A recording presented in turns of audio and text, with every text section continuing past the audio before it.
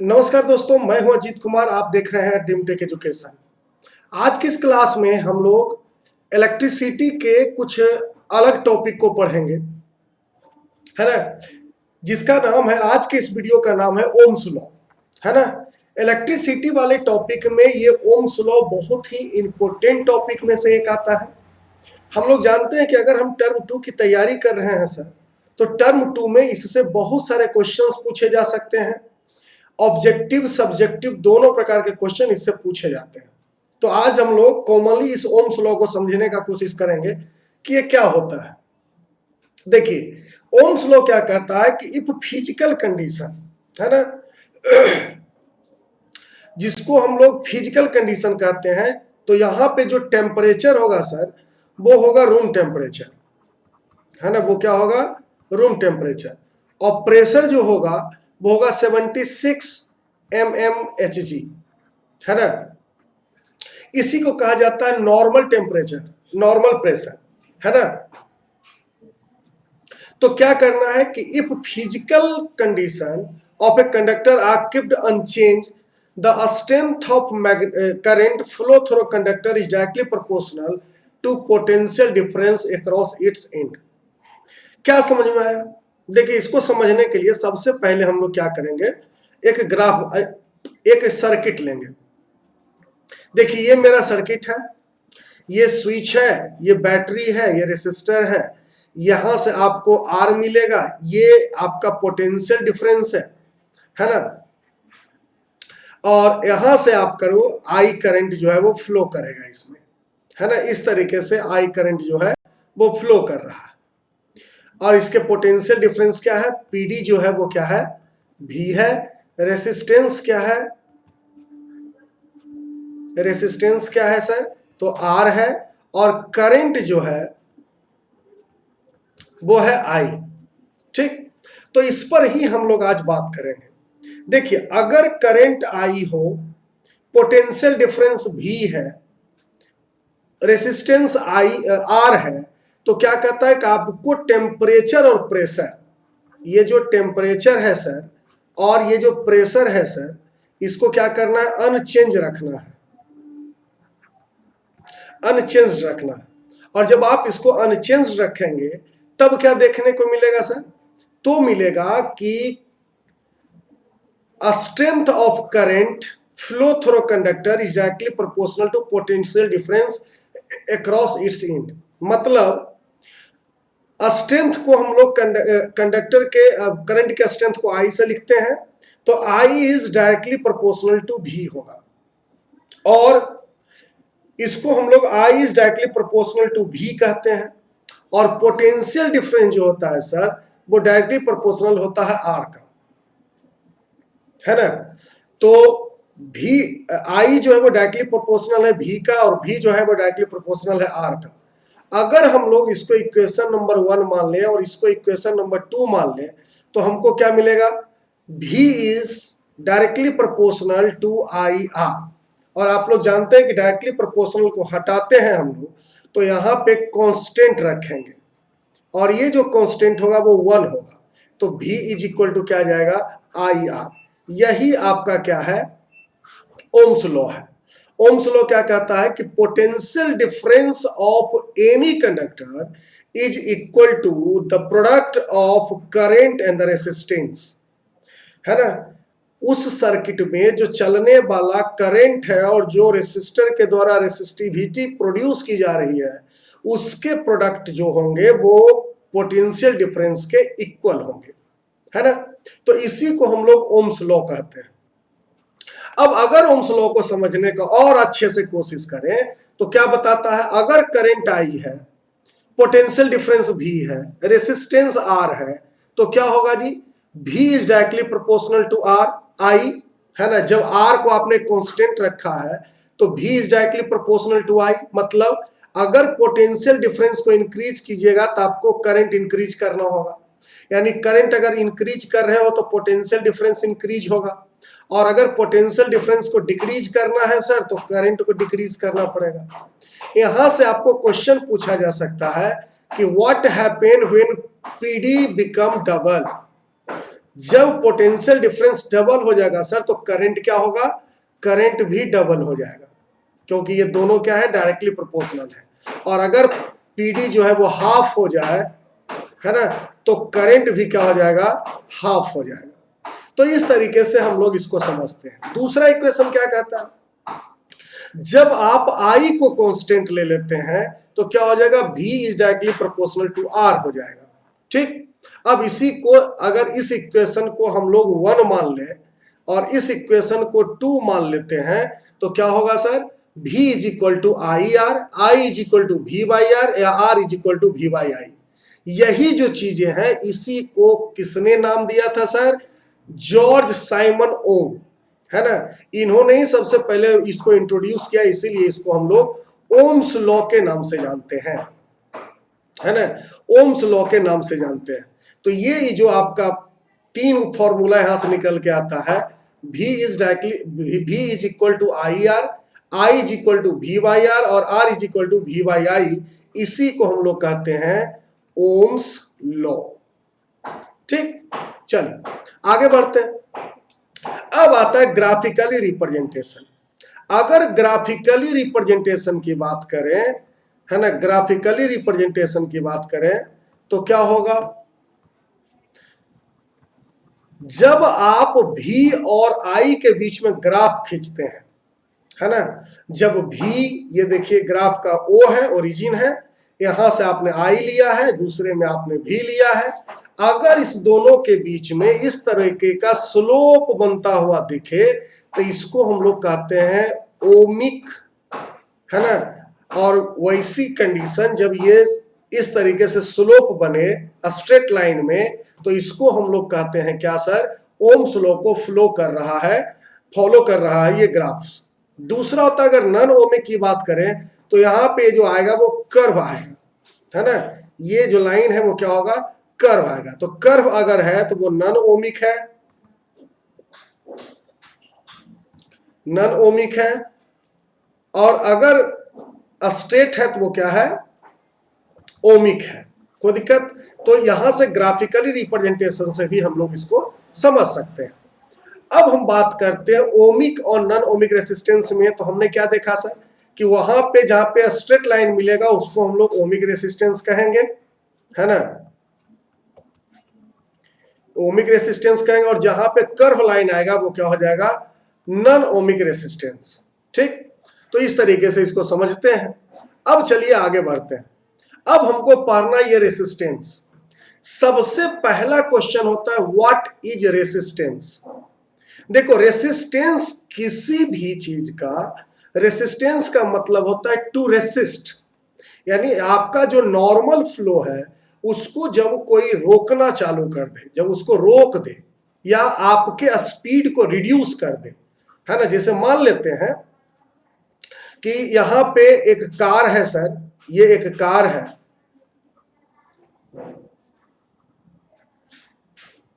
ना, ये एक कार है, ये 30 किलोमीटर पर घंटे की रफ्तार से चल रही है, 30 किलोमीटर पर घंटे की रफ्तार से चल रही है।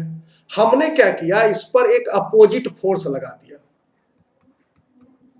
है ना, इसके ऊपर एक अपोजिट फोर्स लगाया और इसका जो स्पीड है वो रिड्यूस होकर के हो गया कितना, 20 किलोमीटर पर आवर, है ना। तो यही जो अपोजिट फोर्स आपने लगाया, चाहे ब्रेक लगाया, इसी को हम लोग कहते हैं रेसिस्टेंट। हमने क्या किया, इसके पाथ में, ये जो कार है इसके पाथ में हमने क्या किया, रेसिस्टेंट क्रिएट कर दिया। अब इसी को करंट के पॉइंट ऑफ व्यू से समझते हैं। The nature of any material that oppose the flow of current is called resistance.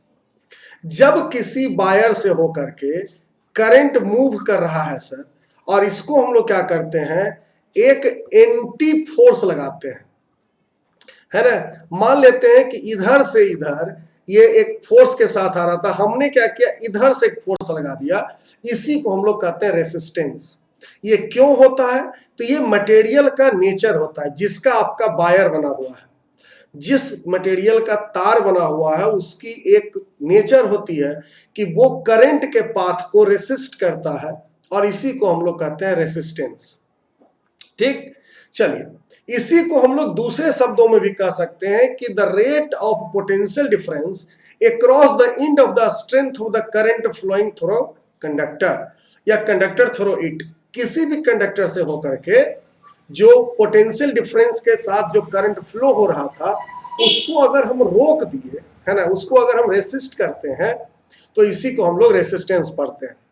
अब आता है कि रेसिस्टेंस को रिप्रेजेंटेट किया जाता है आर से, है ना। Resistance is represented by R, और इसका जो सिंबल होता है सर वो इस तरीके का होता है। ये सिंबल किसका है? तो रेसिस्टेंस का। ठीक, अब आगे बढ़ते हैं। यहां पे देखिए यही है, मान लेते हैं कि ये एक वायर है, वायर है और ये एम्पियर है, ये करंट है आपका, ये करंट है। इस करंट को यहां पे जो पोटेंशियल डिफरेंस है ना, पोटेंशियल डिफरेंस जो है वो वोल्ट, इसको ठेल रहा है सर कि पास हो जाओ पास हो जाओ। लेकिन ये जो ओम है, ये जो रेसिस्टेंस है आपका, है ना, वो क्या किया है? पाथ को छोटा कर दिया है। पाथ को क्या किया है? छोटा कर दिया, जिससे आई करंट को इस साइड से, साइड ए से साइड बी जाने में दिक्कत होगी, है ना। साइड बी जाने में क्या होगी? दिक्कत होगी। तो इसी को हम लोग कहते हैं क्या? रेसिस्टेंस। अब आगे बात करते हैं हम लोग इस पे। अब आता है सर कि डिफाइन 1 ओम। अगर हमको 1 ओम डिफाइन करने के लिए कहा जाए तो हम लोग क्या लिखेंगे? देखिए 1 ओम का मतलब होता है, 1 ओम का मतलब होता क्या है? आप पहले ओम के नियम से चलिए, अकॉर्डिंग टू ओम्स लॉ, है ना। ओम्स लॉ क्या कहता है? V is equal to I R, I is equal to V by R, और R इज इक्वल टू होता है V बाई आई। ये 3 नियम आपने पढ़ा है ओम्स लॉ में। तो V is equal to R is equal to V by I का मतलब है, अगर हम लोग बोले कि सर 1 ओम को हम लोग 1 वोल्ट बाई 1 एम्पियर लिखें, 1 एम्पियर लिखें, तो इसी को हम लोग कहते हैं क्या? 1 वोल्ट। मतलब इसको अगर शब्दों में कहा जाए तो इसको हम लोग कहेंगे the current of 1 ampere flow through a conductor when A potential difference of 1 volt is applied across the and. मतलब ये एक तार है सर, ये एक वायर है, इस पे से 1 एम्पियर के करंट को चलाने के लिए 1 एम्पियर को करंट को चला रहे हैं और इसके पूरे का पोटेंशियल डिफरेंस 1 वोल्ट है। तो इसी के रेशियो को, है ना, इसी के रेशियो को हम लोग क्या कहेंगे? 1 ओम। मतलब 1 ओम इज इक्वल टू क्या हो जाएगा? 1 potential difference by 1 ampere of current. ठीक, तो देखो अगर हम लोग 1 ओम लिखते हैं, इसका नाम है ओमेगा, है ना। ये ओमेगा है, इसको ओम के रिप्रेजेंटेशन में डालते हैं रेसिस्टेंस को रिप्रेजेंटेट करने के लिए। तो देखिए 1 ओम इज इक्वल टू क्या होगा? 1 भी है, वोल्ट है, वोल्ट का ऐसा यूनिट क्या होता है? पोटेंशियल डिफरेंस का होता है वोल्ट। तो इसको हम लोग लिख सकते हैं पोटेंशियल डिफरेंस को 1 वोल्ट बाई करंट क्या है? 1 करंट है, तो करंट का क्या होता है? एम्पियर, तो 1 एम्पियर, यानी 1 ohm is equal to 1 volt by 1 ampere, है ना। चलिए इसमें क्या देखते हैं? आर इज इक्वल टू क्या होता है? आर इज इक्वल टू क्या होता है? आर इज इक्वल टू होता है V बाई आई। यहाँ पे देखो C बाई आई लिखा हुआ है ना, है ना। यहाँ पे क्या हो जाएगा? R is equal to V by I. चलिए ठीक है। अब क्या जानते हैं? 1 वोल्ट इज इक्वल टू क्या हो जाएगा? क्योंकि हम लोग जानते हैं सर कि R इज इक्वल टू होता है V बाई आई। तो R को हम लोग 1 ओम से लिखते हैं, 1 ओम को क्या लिखेंगे? 1 वोल्ट बाई 1 एम्पियर, यानी 1 वोल्ट 1 ओम जो हो गया वो रेसिस्टेंस है, 1 वोल्ट पोटेंशियल डिफरेंस है और 1 एम्पियर वहां पे करंट है। ठीक, अब देखिए यहां पे एक चीज समझने की बात आती है कि सर ये चीजें तो समझ में आ गई, है ना, लेकिन इसके बाद हमको और क्या समझना है इसमें? अब इसमें पढ़ना है ड्रिफ्ट स्पीड। ड्रिफ्ट स्पीड देखो क्या कहता है? ड्रिफ्ट स्पीड कहा जाता है द एवरेज, बी एवरेज नहीं यार, है ना, the average speed with which electron drift in a conductor having a potential difference its end। मतलब एक एवरेज स्पीड जिससे क्या होता है, करंट के फ्लो को यानी कि इलेक्ट्रॉन के फ्लो को एक स्पीड में ब्रेकर मिलता है ना, उसी को हम लोग कहते हैं drift speed.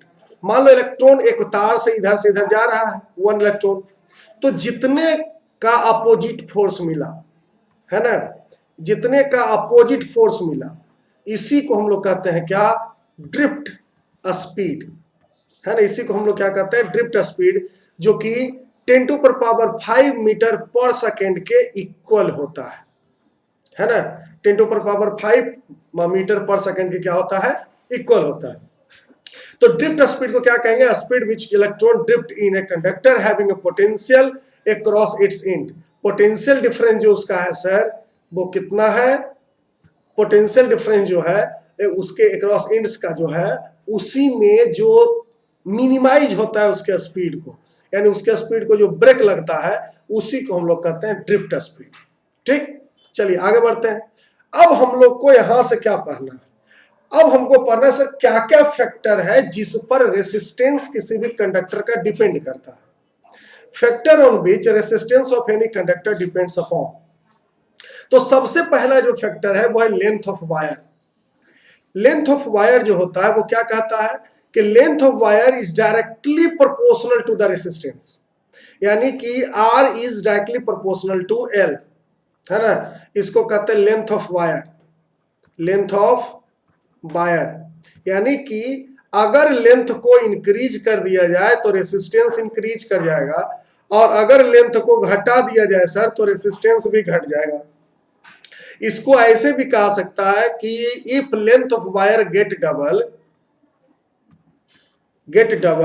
Then resistance get double, और if the length of wire get half then resistance become half. अगर हम लोग तार की लंबाई को आधा कर दें तो जितना रेसिस्टेंस लग रहा था, मान लेते हैं कि आपका जो टोटल तार है वो L है, टोटल रेसिस्टेंस R है, आपने तार को आधा कर दिया तो रेसिस्टेंस का क्या हो जाएगा, आधा हो जाएगा।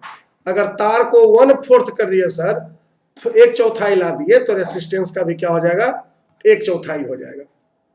ठीक, तो इसी को हम लोग समझते हैं, इसी को कहा जाता है लेंथ ऑफ वायर, जो कि क्या होता है, डायरेक्टली प्रोपोर्शनल होता है रेसिस्टेंस का।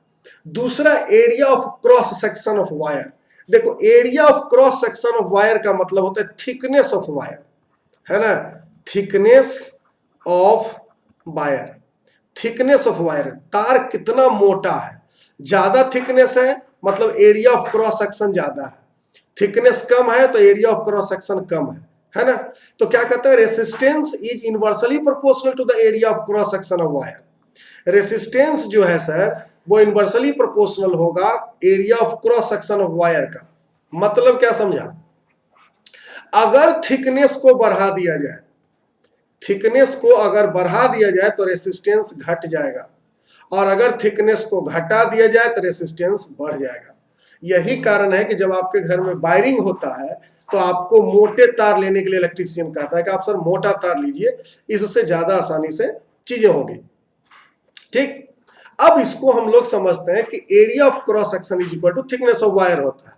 चलिए अब इसको हम लोग रिप्रेजेंट कैसे करेंगे, तो R is directly proportional to 1/A, इसी को कहा जाता है R is inversely proportional to cross section area. ठीक, तीसरा आता है टेम्परेचर से। टेम्परेचर जो है इसको हम लोग लिखते हैं T से।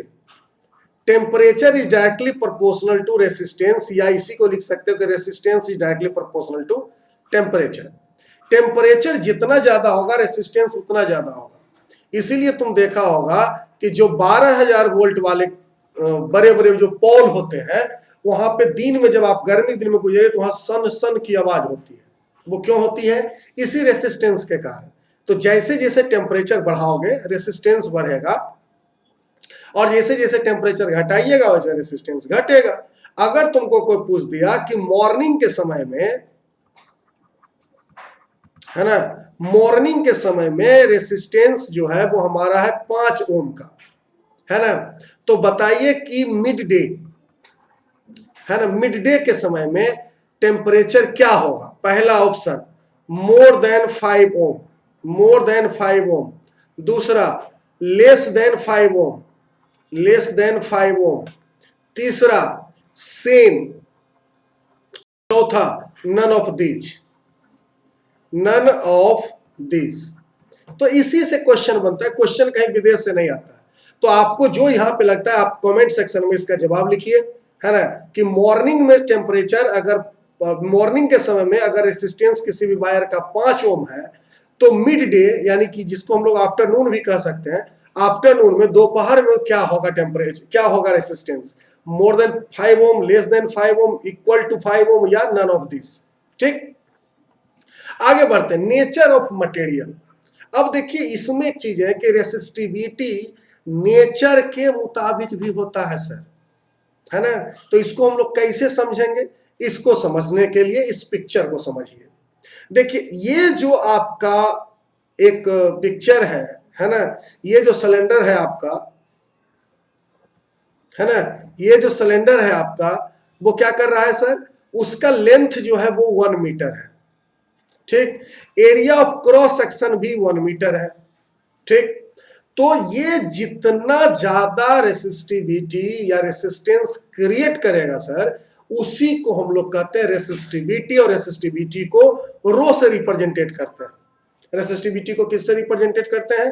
रो से। अब देखिए नेचर ऑफ मटेरियल में क्या है कि resistivity of a material is also defined by the resistance offered by a cylindrical conductor of a material of cross section 1 metre square and the length is 1 metre. अब देखो ये cylinder है आपका जिसकी लंबाई कितनी है सर? तो 1 मीटर है। एरिया कितना है? तो 1 मीटर स्क्वायर है। ये जितना अमाउंट में रेसिस्टेंस क्रिएट करेगा उसी को हम लोग कहते हैं रेसिस्टिविटी, और ये बताता है नेचर ऑफ मटेरियल। अब इस रेसिस्टिविटी को थोड़ा सा अच्छे से समझते हैं। देखो हमने क्या देखा है कि मेरा जो सिलेंडर है सर वो ऐसा है ना, ये हमारा सिलेंडर है। चलो ये मेरा सिलेंडर है सर, लेंथ कितना इसका दिया गया है? तो 1 मीटर, और ये जो क्रॉस सेक्शन एरिया है तो ए कितना है? 1 मीटर स्क्वायर, है ना। तो इसमें जो रेसिस्टेंस क्रिएट होगा, अब देखो हम लोग क्या जानते हैं? हम लोग जानते हैं कि रेसिस्टेंस के लिए R is directly proportional to L और R is inversely proportional to 1 by cross section area. ठीक, लेंथ के बराबर होगा रेसिस्टेंस, जबकि जो इसके क्रॉस सेक्शन एरिया है इसके क्या होगा? इनवर्सली प्रोपोर्शनल होगा। इसको आप मान लीजिए इक्वेशन नंबर 1 और इसको मान लीजिए इक्वेशन नंबर 2। अब इसको हम लोग लिखेंगे कि from equation 1 and 2, from equation 1 and 2। तो क्या करते हैं सर?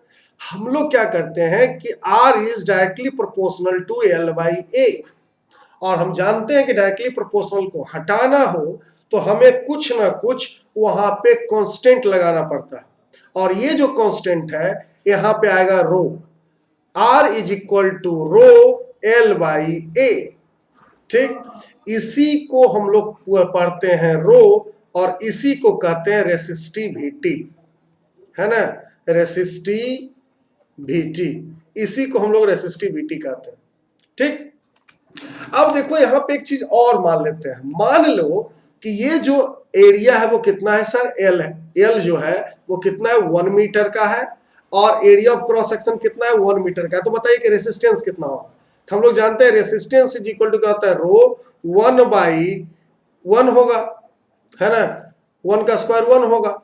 तो क्या हो जाएगा? R is equal to P, यानी R is equal to rho, है ना, R is equal to rho. अब अगर हम लोग इसके यूनिट की बात करते हैं, रेसिस्टिविटी के यूनिट की अगर हम बात करें तो यूनिट क्या निकलेगा? देखिए क्या है आपके पास? R is equal to PL by A, यही फॉर्मूला है। यहां पे देखो फॉर्मूला ड्राइव किया हुआ, तो इस फॉर्मूला से हम लोग काम करेंगे। देखो ओम, R को हम लोग लिखते हैं किससे? ओम से। रो को रो रहने दो। L को किससे लिखेंगे सर? लेंथ है, लेंथ है तो मीटर स्क्वायर होगा, है ना, एरिया सॉरी मीटर होगा, और हम लोग क्या करते हैं, पहले इसको थोड़ा सा और सजा लेते हैं, है ना। इसको भी, इस स्टेप को भी छोड़ दीजिए और यहां से थोड़ा सा बात करते हैं। देखो R इज, रुक जाइए पहले इसको मिटाने दो यार, या कलर चेंज कर लेते हैं सबसे अच्छा। तो देखो हमारे पास अब क्या है फॉर्मूला, हमारे पास है R is equal to rho L by A, ये मेरा फॉर्मूला है। अब इसी को आराम से समझते हैं।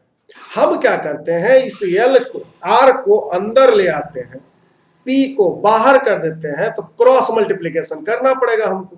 तो क्या हो जाएगा, rho is equal to R A by L होगा, आर ए बाई एल। अब इसको समझते हैं। देखो ये है आपका रो, ये है रेसिस्टेंस, इसको हम लोग लिखते हैं ओम, ये है एरिया, इसको लिखेंगे मीटर स्क्वायर, और लेंथ को लेते हैं मीटर में। तो इसका स्क्वायर और इसका मीटर कट गया, तो क्या हो जाएगा, rho is equal to ohm metre. यानी कि अगर हम लोग को लिख दिया जाए कि यूनिट ऑफ रेसिस्टिविटी, है ना, unit of resistivity is equal to क्या हो जाएगा, ओम मीटर। ठीक, तो इस तरीके से इसको हम लोग समझते हैं। अब देखो यहां से एक चीज और पता चलता है हमको कि सर दुनिया में अगर रेसिस्टिविटी के आधार पे हमको काम करना हो तब क्या करेंगे। तो देखिए, अगर किसी का भी मोर रेसिस्टिविटी हो, मोर रेसिस्टिविटी है, तो उसको हम लोग जितना ज्यादा रेसिस्टिविटी उतना अच्छा वो इंसुलेटर होगा सर। इंसुलेटर या इसी को कहेंगे नॉन कंडक्टर, है ना।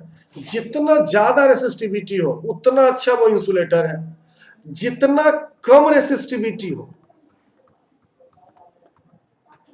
कम रेसिस्टिविटी है सर, वो उतना अच्छा क्या होगा, कंडक्टर होगा। वो उतना अच्छा क्या होगा, कंडक्टर होगा। और अगर रेसिस्टिविटी नहीं है तो, अगर रेसिस्टिविटी नहीं है, नो रेसिस्टिविटी, तो उसी को हम लोग कहते हैं सुपर कंडक्टर, है ना, सुपर कंडक्टर। तो इसी को हम लोग इस तरीके से समझते हैं।